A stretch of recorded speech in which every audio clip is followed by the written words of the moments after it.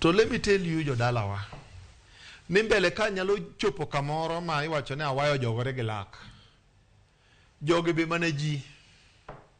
Jakom, jaluo mine no ng'anyo ningi. Jogi yindi e guok mabdi lokore mabiro kaye mbele ka. Nigi sani gi wuok because they don't have a reason to go back home nikech kech nitie. But gibiro realize ni gi waste time margi ka ging'anyo kata samo nego beni gi puro, samo nego beni gi doyo, gi komo, gi puonjo nyithindo, gi loso pesa gi dhahabu monego beni gi konyore godo. Then gibiro realize mbele ka nokaw higni matin, nokaw dweche matin. Jogi indi biro lokore gi Jakom ka gibiro realize ni Jakom waste time margi. To jogi ne lokore guogi manokaye, ne gibedi sudhe. Dong guogi kolokore sudhe to in wuon gi in emo kayi.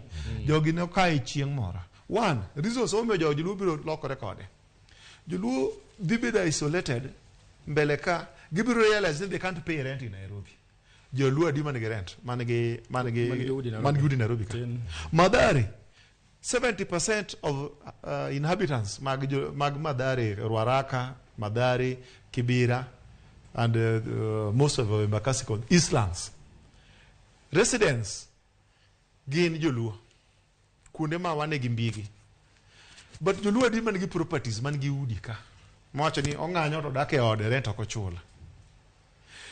With the time, wabiro yudo ni jowa gi onge rent. Koro en kindi gi wuono, iro ng'anyo tidhi ng'anyo oko kucho to ka giduogo ka idhi chulo ot nang'o.